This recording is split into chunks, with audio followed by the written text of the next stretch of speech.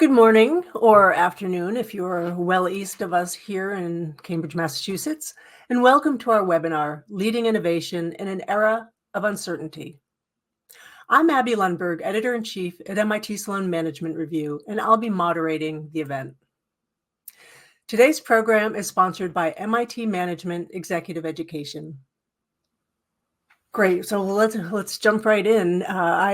Just to sort of set the stage a little bit, innovation ecosystems exist everywhere, not just in innovation hubs like Cambridge, Mass, where we are today, or Silicon Valley.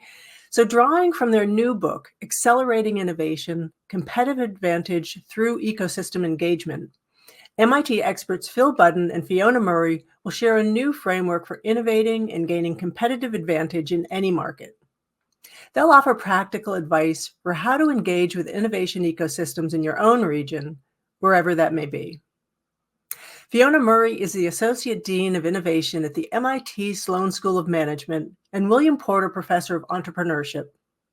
Her research, teaching, and professional activities focus on the intersection of critical technologies, entrepreneurship, and geopolitics. A really important set of interests right now. Phil Budden is a senior lecturer at the MIT Sloan School of Management, and his focus is on how large organizations accelerate their internal innovation and engage external ecosystems for competitive advantage. Welcome, Fiona and Phil. Abby, thank you so much. And it's wonderful to be here on this SMR webinar today and to see so many people typing in from where they are around the world. So Fiona, it's wonderful to be with you again. Would you like to say hello? Yes, just want to say hello to everybody. Welcome you to this webinar. Again, express our thanks to Abby and Sloan Management Review, and really quite extraordinary to see colleagues from the UK, which, as you can probably tell, is where both Phil and I are from. But also I've seen folks joining us from Germany, France, Nicaragua, Senegal, from the Netherlands, from Israel, and so on. I mean, in India, an extraordinary array, and we very much will bring you, I think, a global perspective on how innovation ecosystems can really support your organizational goals. So, Phil, thank you for taking the lead on this. I'm happy to do so. And Fiona and I, though being Brits and based at MIT in the United States, do see these frameworks as globally applicable. So we are delighted to see so many people patching in from around the world. The title of today is Leading Innovation in an Era of Uncertainty and AI. When we first were working on this with Abby as the editor-in-chief of the Sloan Management Review, we had no idea what an uncertain week this was going to be on so many different dimensions. So thank you for joining us. And if you are watching the recording of this afterwards, it may still be uncertain, but it certainly feels a little uncertain today. So today, for the next 30 minutes or so before the Q&A, we're going to be drawing on some of our research, teaching, and writing about innovation and the way it really happens in the world. We were honored 3 years ago now, when MIT Sloan Management Review gave us an opportunity to write down some of our initial insights in the article on the left here, Strategically Engaging with Innovation Ecosystems. And as a result of that, we pressed ahead and wrote one of the books that is flagged on the right there, called Accelerating Innovation. It's the white one with the blue clouds. So we are delighted to be bringing that to you today, because this truly is an era of uncertainty on many dimensions. One of the dimensions is the rise of digital technologies, including AI around us today, and we're happy to talk about this. The image there is a screenshot that I produced on ChatGPT 4.0. I just asked it, draw me an image of AI, and that's what it came up with. It is amazing how AI has changed so quickly over the course of our writing of our book. But also we realize there are global realignments going on out there, not just tariffs and trade, but ups and downs around the world. Fiona, do you have any observations on the changes we're facing in this era of uncertainty? I mean, absolutely. So I would double click on the transformation of technology to say it doesn't just include digital tech, but also deep tech. So many different things happening right out on that technological frontier, at the frontier of scientific and sort of engineering R&D and inquiry are very important things for us all to be paying attention to, although not to get too distracted by some of the buzzwords. And then certainly in terms of global realignment, I think this really is an era of geopolitics when we all have to have a geopolitical mindset as we start to make decisions for our organizations, whether those be startups, whether we're entrepreneurs or running very large public or private sector organizations, keeping that geopolitical mindset front and center, but without kind of being too reactive, because obviously things are changing on a daily, sometimes an hourly basis. But definitely, as you've said, Phil, a period of global realignment. Wonderful. And in these periods of realignment and uncertainty, as we've seen in the past, and my background is as a historian, there's also opportunities for those who keep their wits about them and are realistic about the future to navigate through these, whatever their organizations. So it's in that context that we bring you our material on innovation. Now, innovation is a very popular word. Everybody seems to want it. The CEO of your company might want it, although she might not define exactly what she means by innovation. Your minister or your prime minister could want it, or the chair of your board, and he may have views on innovation from 20 years of studying it, or he may just have instincts about what he wants. So one of the most important things when we start to talk about innovation is to share with you MIT's approach, and particularly to start to think through, what does it mean to you? It can mean many things to many people. There is no right or wrong answer, but we will share with you MIT's definition, thanks to Professor Fiona's hard work. But at this point, we're going to open a poll with just a couple of answers that people might be interested in. So could you possibly bring up the poll and have people start to type in? So we got lots of people out there, and we're fascinating to see, what is innovation for you? Is it invention? Is it invention plus commercialization? Is it artificial intelligence? Is it quantum computers? Fiona talked about the deep tech. Is it none of the above and we've missed the point? Or is it all of the above and even more? So we'll give you a chance to tap in there and see where it comes out. Interesting. And while you're doing that, I'm just going to glance through here. I see one question about, will the links for the books be shared? Yes, we will share the links for the books. Our book comes out on the 29th of April, so it is possible to pre-order. I have done so on the electronic version because that way they can instantly email it me on the day it comes out. My mother may have gone for a hard copy.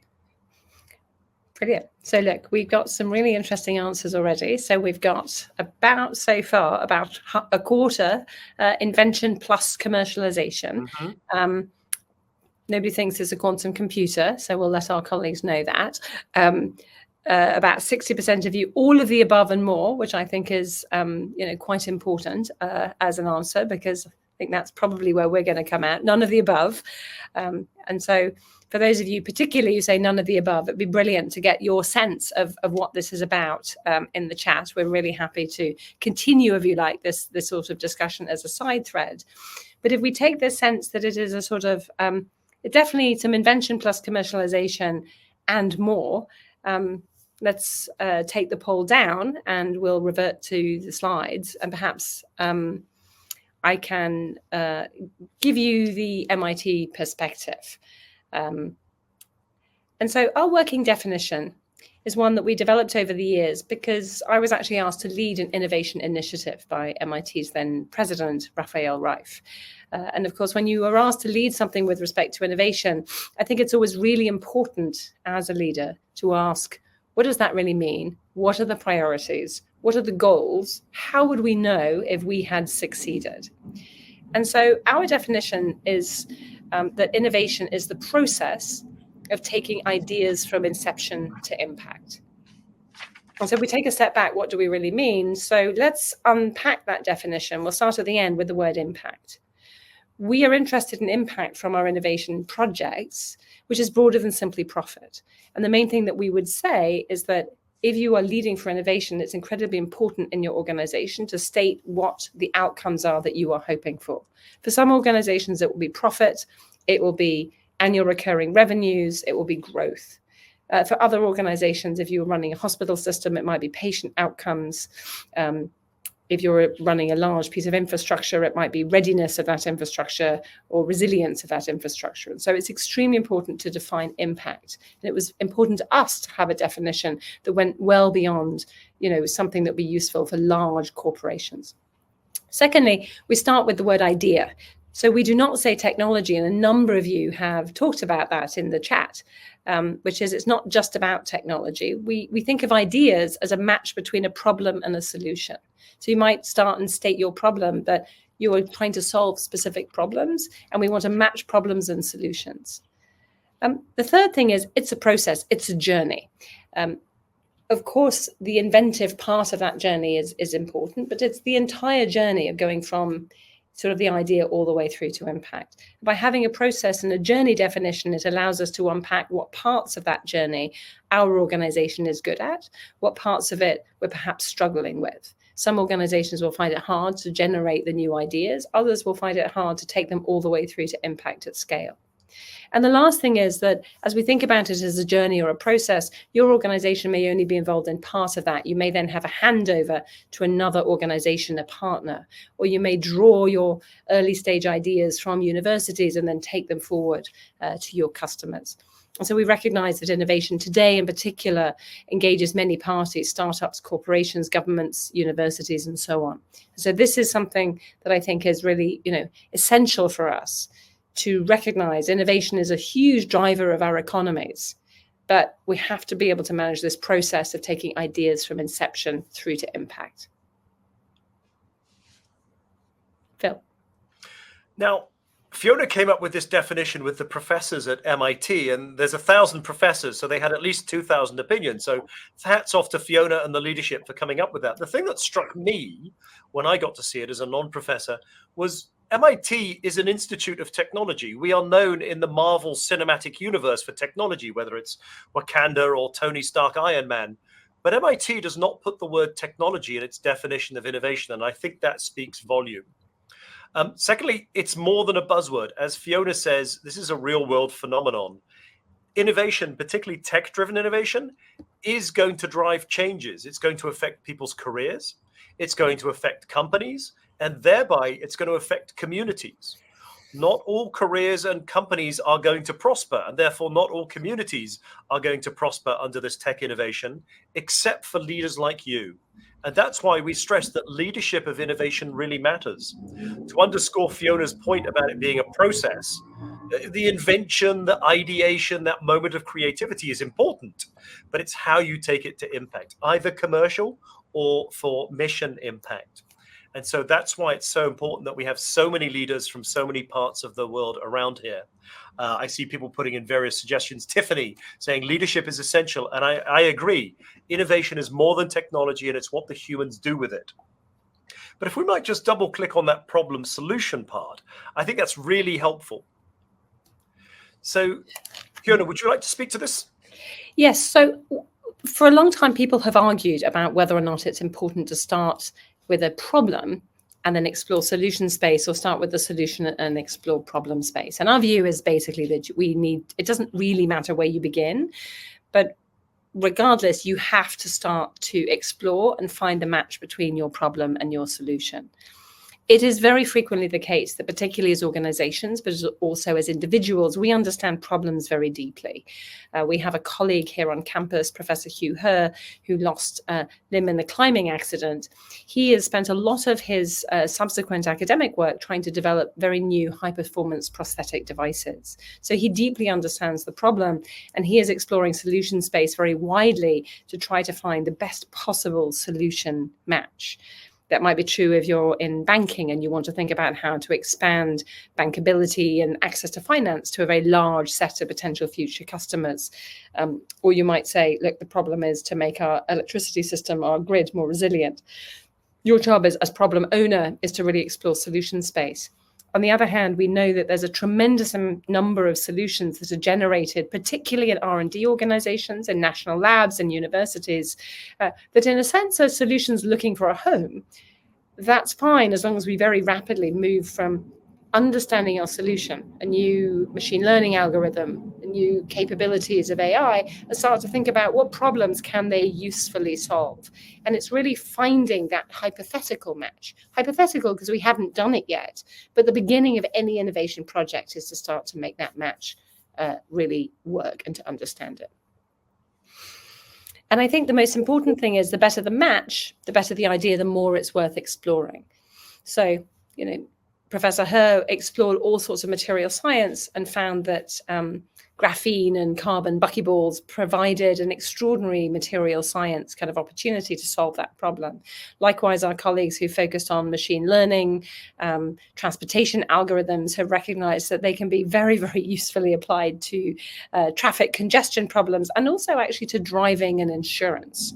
And so you don't have to be the business problem owner or frankly a technologist or a solution inventor to innovate, but you do need to be able to focus on that match, build teams that can move backwards and forwards between the problem and the solution. Phil? No, that's exactly right. And so we like to put this on our little management chart here, which I think will help address some of the questions in the chat. So we map the novelty of solution against the novelty of the problem. In the bottom left, where both are low novelty, we have BAU, which is business as usual. That doesn't have to be a for-profit business. It just could be the way you run things in your ministry or your hospital or in your government department. But there's various axes of innovation. So, for example, a lot of people think about innovation as being out on the novel solution side. And that's very, very respectable, out there exploring novel solution space for those who work on tech readiness levels.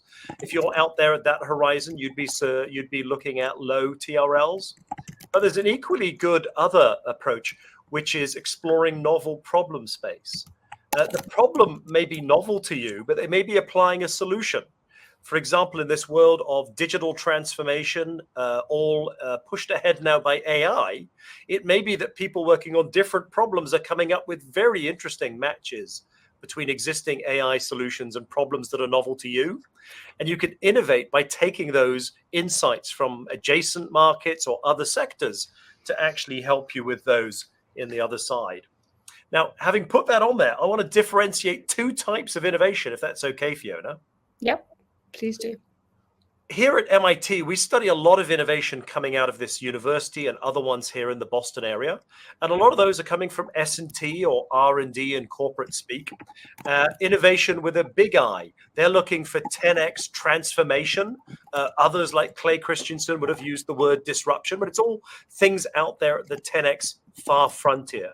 That is a type of innovation, but much closer to business as usual, though distinct from it, is little I innovative behavior, more of a 10% impact, much more acceptable, less risky, more interesting in some ways, but still able to take things forward and have an impact, even if it's only of a 10% nature. And to be honest, with generative AI having moved from the horizon to affecting business as usual, there's a lot of 10% impact improvements we can have looking at those. So to bring those together on our 2x2 matrix, we would say there's little I innovation. What would be horizon one in old speak? That's close to business as usual, but you're not going to get to it just with business as usual approaches, like optimizing for excellence, just doing incremental Six Sigma, Kaizen, Toyota process. Even to do little I innovation at the 10% improvement side, you need to use some of the innovation techniques that we'll talk about today and cover in our book, all the way out to the far horizon, which is the big I innovation, 10x change, horizon 3 in old speak, and often based on the deep tech that Fiona mentioned. So perhaps I can turn it back to Fiona to talk about some of the things out at that far horizon. Absolutely. And so just to clarify, I think, because there are a number of really interesting questions in the chat, as we move further out on the x-axis, we're getting to more and more novel solutions. So we're taking an existing problem and really asking the question, how can we develop a totally new solution set that might allow us to solve what is often, a very traditional problem? Think of the cost of electricity generation. If we can come up with a completely new methodology to do that, then we're really solving an old and difficult problem. That's also true, for example, with diseases. We might need a new cure for something or a new medicine that really helps us make a significant improvement.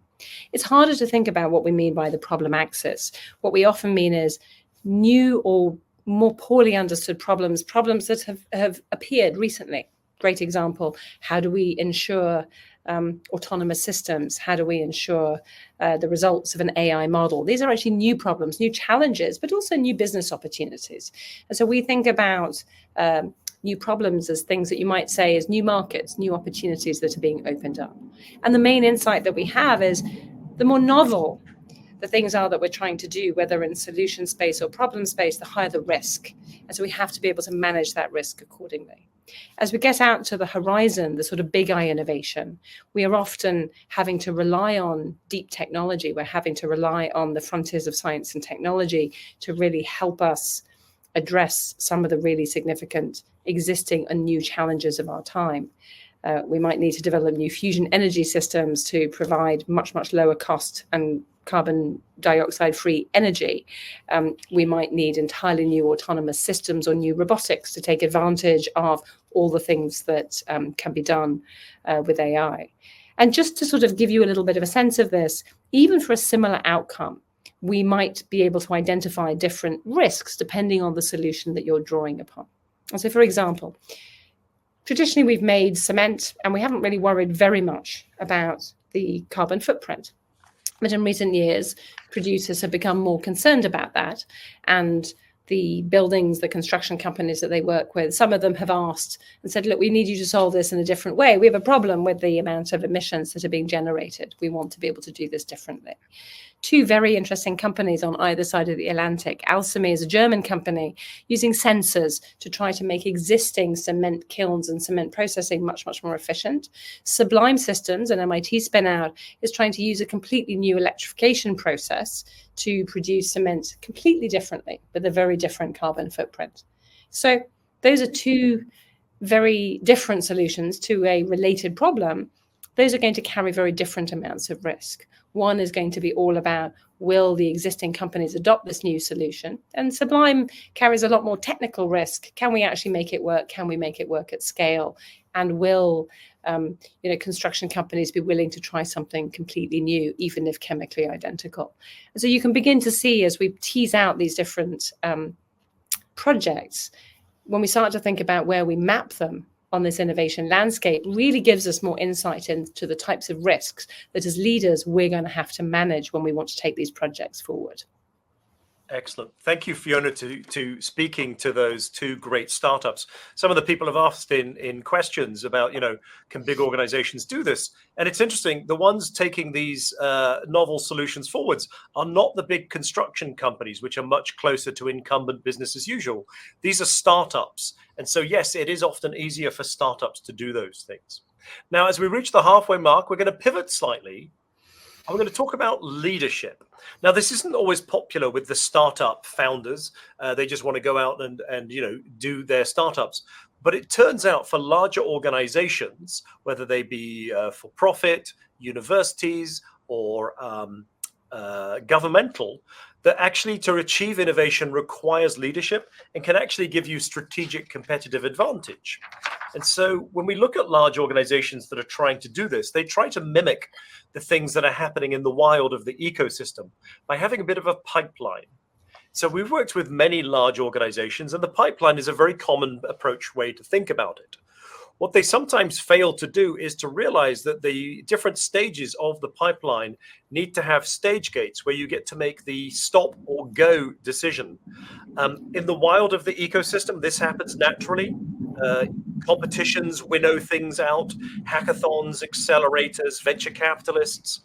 And so if you're going to do this inside your own organization, to get the pull through that everybody wants really requires leadership to set up the pipeline, to encourage lots of ideas on the far left, but then to be rigorous at stage one to decide which is the smaller number that will proceed towards stage two and which are the ones that should be stopped.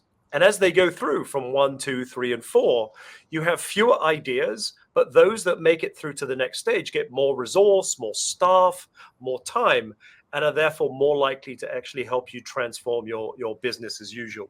And so there's a great approach to take the lessons of the innovation in the wilds of the ecosystem and apply it internally. Also internally, the structure of the organization matters. Fiona, did you want to come in on the pipeline, or should we pivot to the pyramid? I think the only thing I want to underscore about the pipeline is the thing to remember is that particularly when we move further out towards the innovation frontier, the horizon, the 10x innovations, as a number of you have said in the chat, it's very rare for those projects to be successful. And there's a very good reason for that, which is that they are extremely risky. And so what we have to recall is when we are trying to solve a problem that we think requires a sort of a far out on the horizon solution, or we're trying to open up a new market, a new opportunity, we probably need to start quite a large number of projects, quite a large number of explore, a large number of different hypotheses about how to match the problem and solution, knowing that along the way, many of those projects will fail.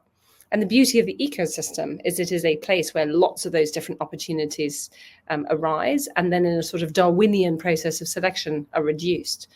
Trying to replicate that within a large organization is difficult, but it absolutely, in this sort of pipeline process, the key is to be able to stop and to decide which projects to take forward and to increase the resources for those projects that you think are likely to be more successful, not just as being good ideas, but things that we could actually meaningfully scale. So I just want to emphasize the little stop signs there are all about stopping some projects and making sure we commit the additional resources to the ones that seem to be likely to be more successful. Excellent. So leadership on the innovation pipeline, but also leadership in the pyramid. Here, looking at a large organization, there will be people who are indeed the senior leaders, and they have a special role to play for innovation. They sit at the top table, whether it's with their external board or their internal executive committee, EXCO. And at the top of the organization, they have a key role to play.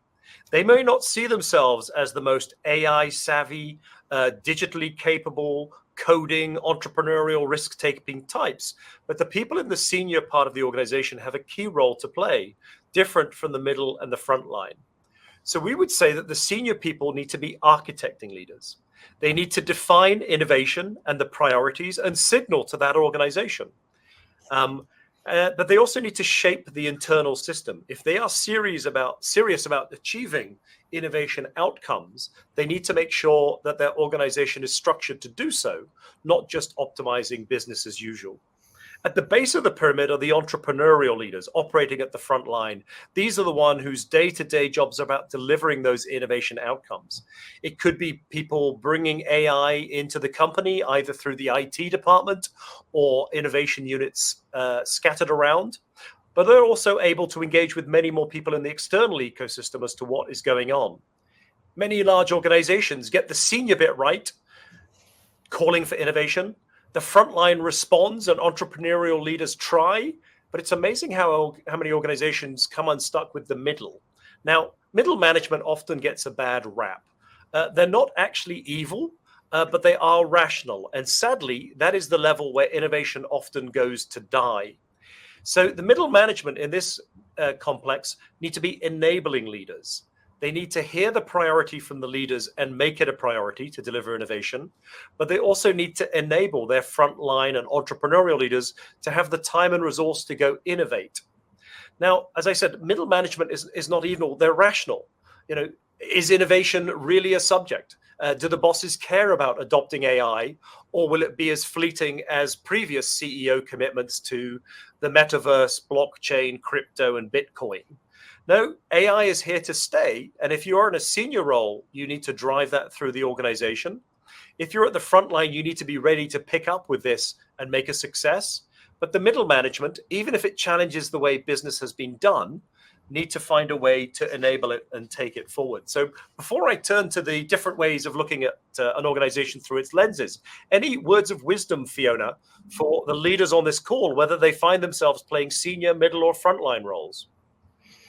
I mean, look, I think that what I have experienced working with many different organizations is that you absolutely need the leaders to set prioritization and direction. And as a number of you have said in the chat, to actually allocate resources. There's a very strong need to commit resources and to commit them over the long run. But it's really then the job of the enabling leaders to build that pipeline and to be able to reallocate those resources to the projects that are working and to stop the projects that are not, whether they come from internal or external projects. The entrepreneurial leaders, I think we can often send them out to find extraordinary opportunities, but it really is the leadership and management of the entire process that's absolutely essential. There are very few organizations, in my experience, that are lacking in good ideas. It's really that leadership and managerial commitment to getting this work through and to allocating and committing resources to the best projects over time that is really the difficulty. And we have to be able to get alignment at these three levels. Thank you for that. And I agree with Scott. The middle management, how they pivot in the organization is often a decisive factor, no matter what the rhetoric or the courage from the front line. One final thing, and most of my career has been out of academia, so it's been fascinating to look at these frameworks. But this one, the three lenses, is very useful. If you feel inspired coming out of this webinar or reading the SMR article or the book, as you think about your plan to take it forwards in your organization, you should think about your plan through three lenses. Not just the strategic design challenge lens, the particular approach of deciding here's how we're going to rewire the organization or change KPIs or remuneration, but also realize that your organization is a political system in the Aristotle sense of people are political. There'll be some parts of your organization that are more likely to rally to innovation. And so you probably want to put together a coalition of the willing. You may not immediately lead with legal and compliance, for example. You may draw on the IT departments. But the final point is culture. Only you will know the internal culture of your organization.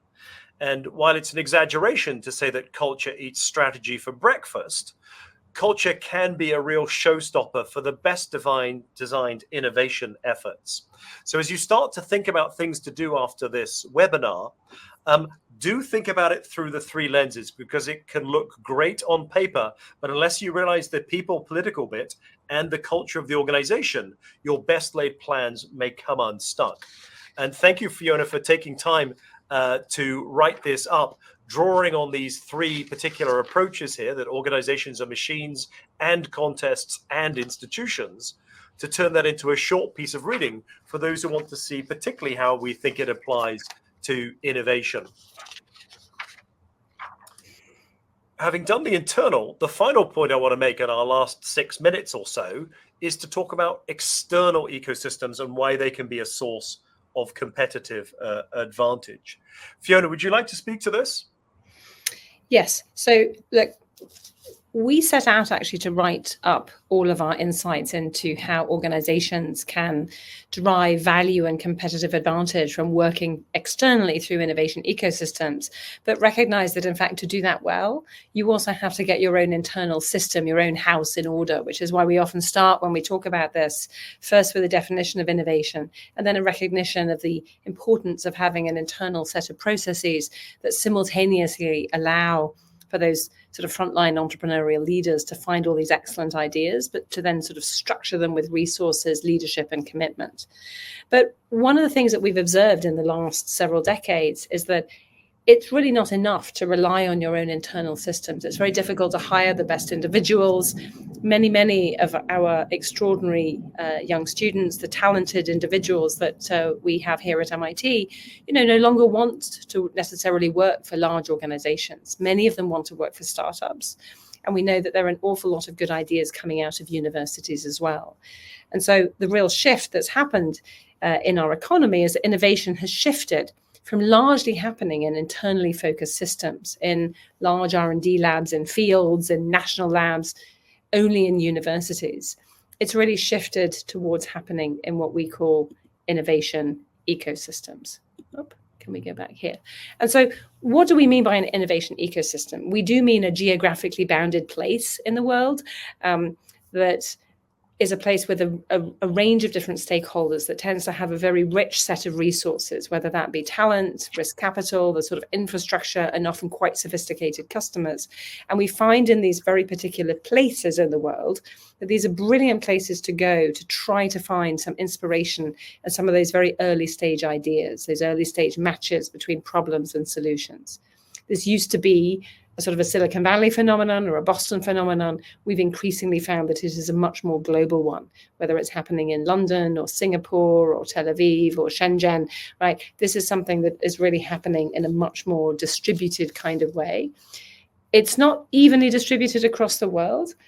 And so that actually makes your life easier because you get to pick some of those special places that are near you that we think are important.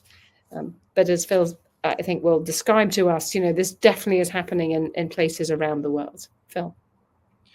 Thank you, Fiona, and thank you for creating the REAP program, which I've now joined as faculty. Every one of these pins on this REAP map on that website is a team that we have worked with in the world to help them understand their innovation ecosystem.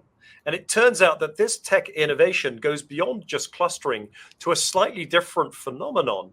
And as a secular phenomenon, it's happening independent of political system or variety of capitalism. So if you go to this particular map, you can click on any of those pins, whether it's Botswana or Riyadh or Guatemala, and see an innovation ecosystem that we're working with.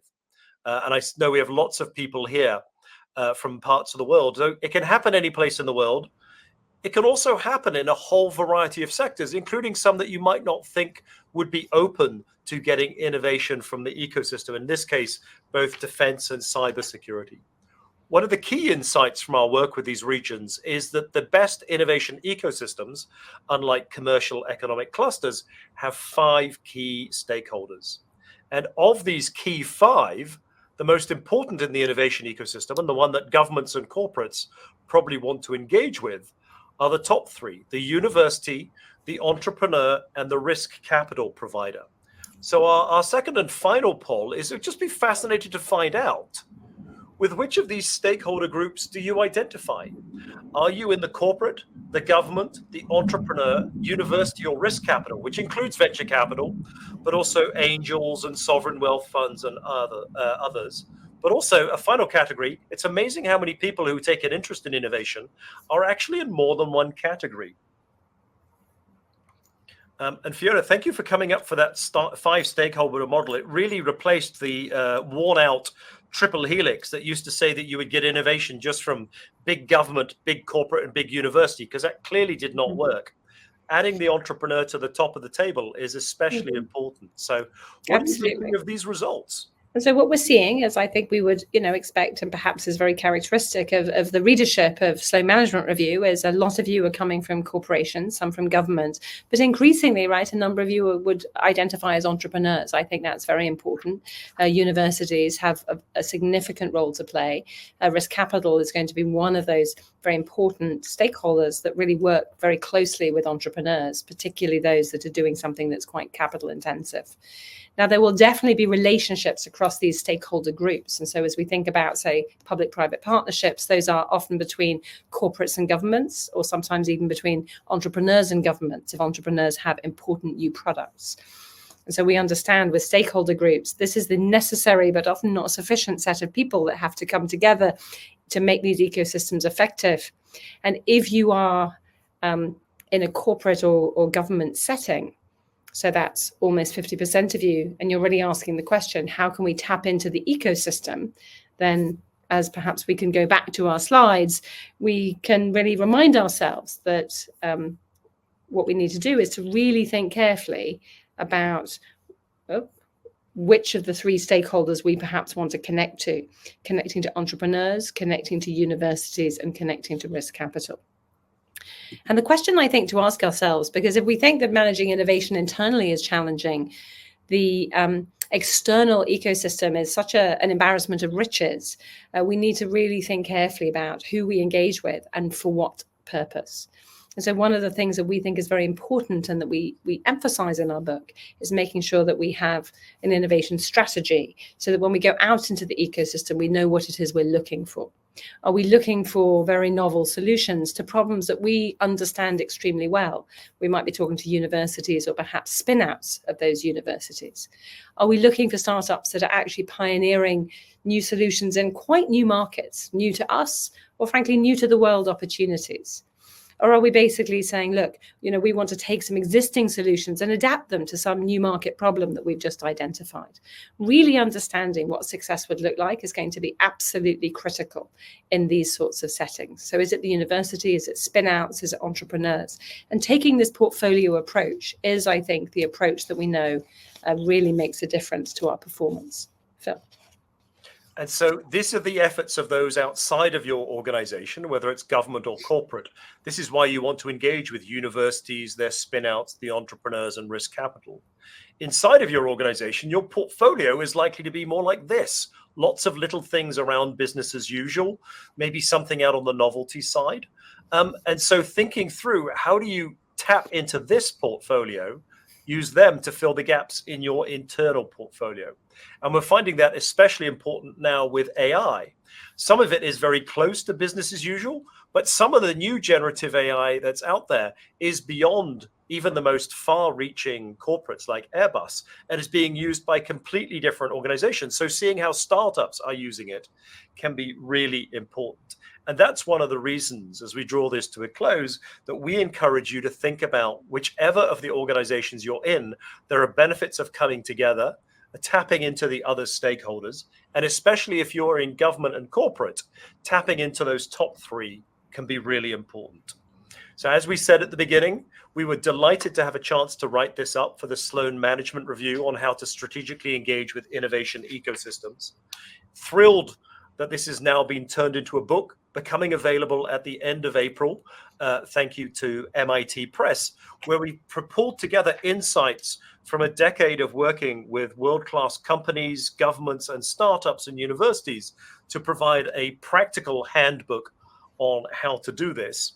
And in connection with that, we also have a series of offerings online, because not everybody's going to be able to come to our in-person MIT classes or courses, that there are things you can take online through this web connection to actually find out what's going on and the latest advice, particularly as this era of uncertainty seems to be continuing, and particularly with AI thrown into the mix and all the ways that are doing that.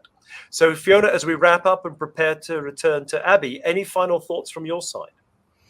No, I think that, as you say, in this age of uncertainty, and particularly given some of the geopolitical challenges that we're facing, making sure as organizations that we understand where we're trying to go with our innovation portfolio of activities, our strategy, but also realize that by tapping into ecosystems, we can help to make our own organizations more resilient. I think is a very important piece of the puzzle. So just to say, I think this is especially important in the world that we inhabit today.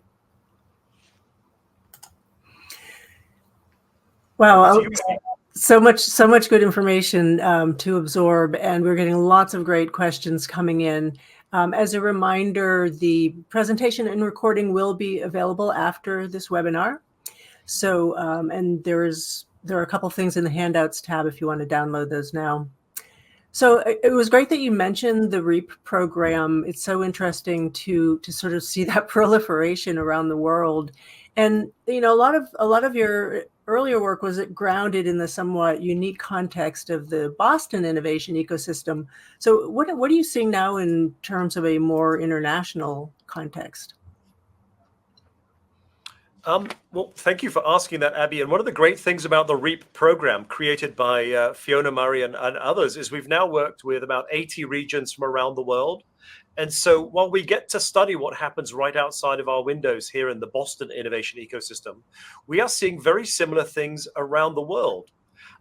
There is a message of hope in there, particularly with the digital transformation and AI, that actually innovation, particularly in the digital world, could happen in all kinds of places around the world. It's been great with working with teams in Africa and Latin America and Southeast Asia.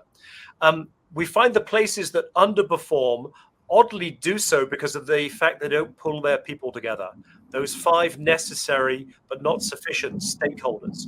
The ones that do pull those 5 together, and especially listen to the voice of the entrepreneur, are likely to do much better at innovation ecosystem development going forward. So it's a message of hope for those from around the world. But Fiona, you are part of the brains behind this REAP program. So what have your observations been?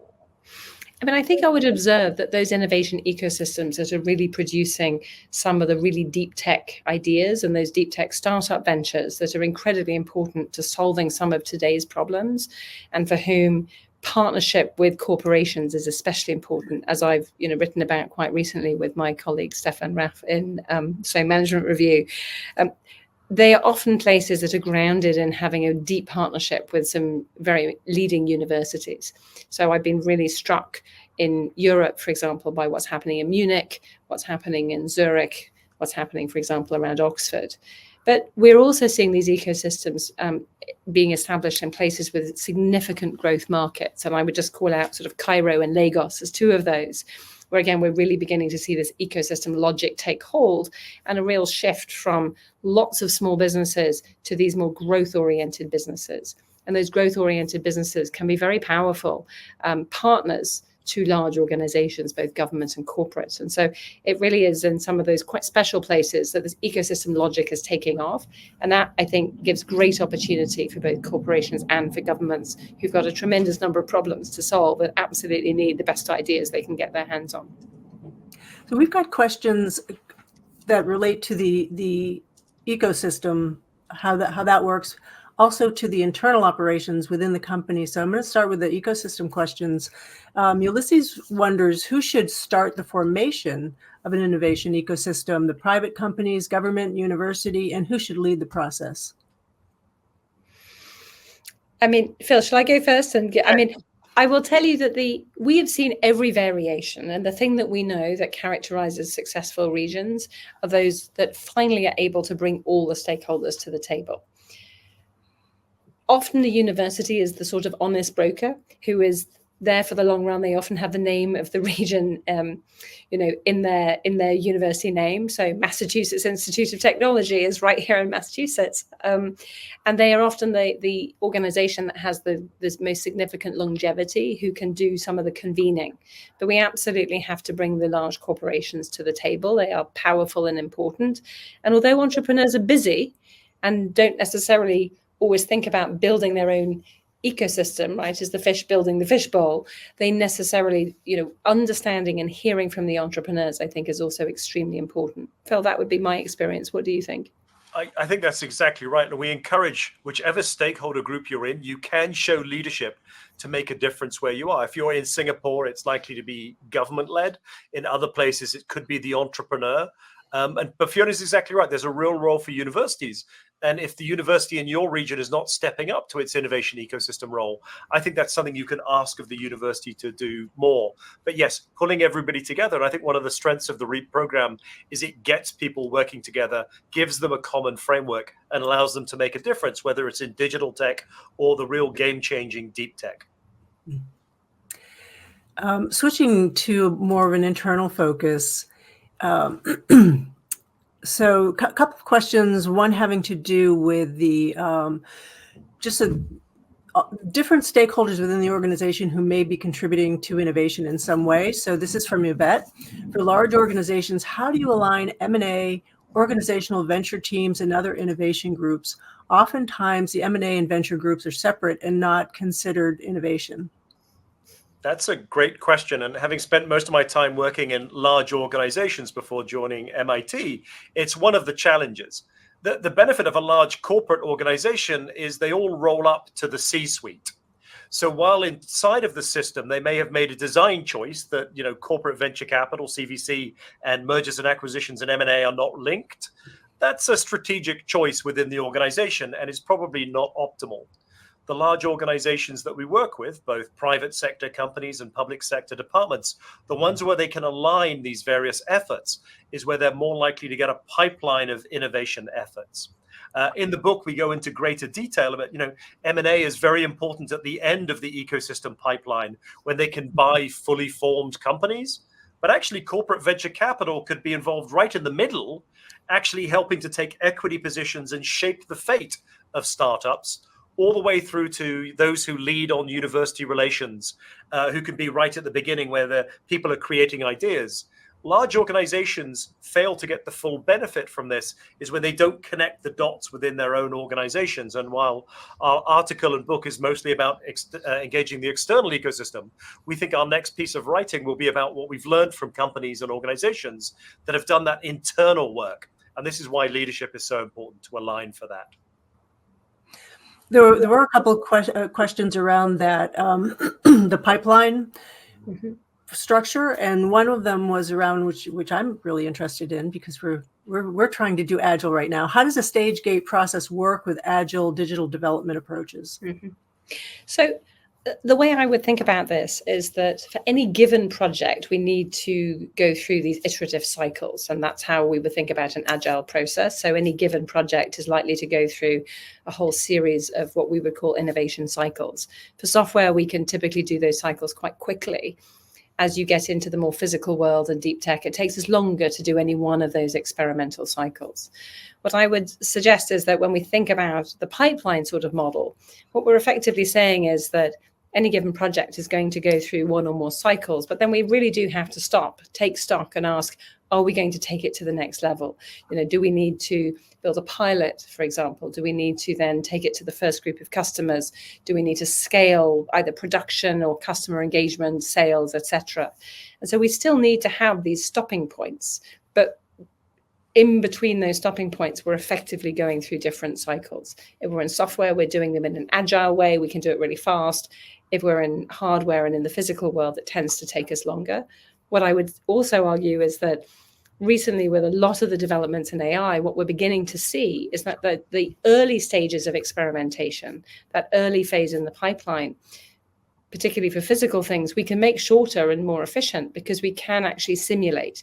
We can use AI to help us, predict protein folding, to predict new kinds of materials, to predict how the design of a plane is going to actually happen in real life without actually having to build it. And so everything is becoming more agile, but we still have to work out which projects to continue and which ones to stop. And so it's really a combination of those things, of those sort of gates, if you like, but also the agile experimental cycles in between.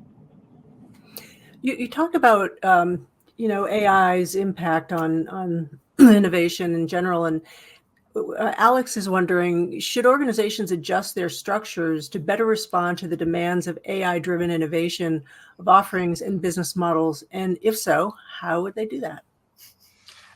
AI has become pretty buzzy, by which most people mean generative AI, since the ChatGPT toy came out about 3 years ago. Of course, AI has been a factor for a long time. The term was coined in 1956 by an MIT professor. So there's been waves of AI. So one of the key things for leaders is to determine what they're looking at when they're talking about AI. AI will certainly change things. Low-end AI, narrow AI is probably best thought of as little I 10% innovations. How can you improve your business as usual? How could you improve your productivity?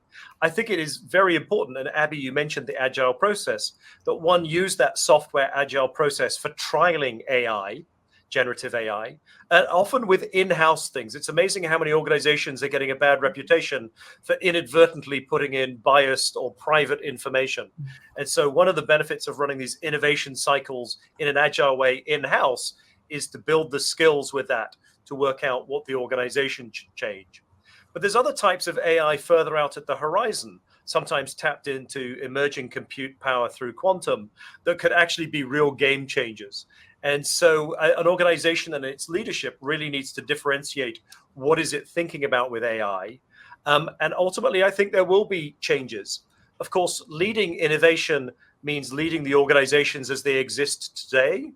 Startups can be novel, but if you're trying to persuade your workforce to adopt little I 10% AI, but threatening them with job redundancies because of some Doge-like reshaping of the nature of your organization through large AI taking away jobs, you may run into the political and cultural problems that you won't be able to adjust. So this is a leadership decision as to which type of AI they're trying to bring in. And I think it'll be startups that experiment with new structures much more quickly than large organizations which have ongoing responsibilities. Well, you just sort of answered Blythe's question, which was how might you account for the cultural capacity to accept the innovation, and what if that is a problem? I mean, look, one of the reasons why we felt compelled because we talk a lot about sort of rational structures when we talk about Agile, when we talk about pipelines, they're all very rational managerial structures. We think about aligning incentives and KPIs and so on, but that is the rational view of the organization. We also have to get the networks of humans to want to participate. And frankly, we need to change the organizational cultures. There are organizations who've sort of done everything right by the book, as it were, but if they don't pay attention to the culture of experimentation, the culture of innovation, which is about a willingness to recognize that we have to try things that won't work. So we have to tell stories about the things that worked, but also stories about the things that didn't work. And then we learn from those things. And so I think really making sure that we put into place the cultural acceptance of the fact that not everything is going to work, but also the guardrails around how far will we experiment and what won't we do? What will we say? Okay, startups are a great place for that. Let's then create a partnership with those startups. I think that's a really important thing. I think building in a culture of responsibility, of responsible use, is extremely important in the way in which we think about adopting AI. And I would actually argue that, to build on Phil's point earlier, that portfolio vision that we sort of have, where we talk about that for innovation in general, you could represent a portfolio also for your AI projects that you're trying to develop. Some of them will be very close to business as usual, making small changes to corporate processes. Some will be further out, building entirely new ways, for example, of doing product development.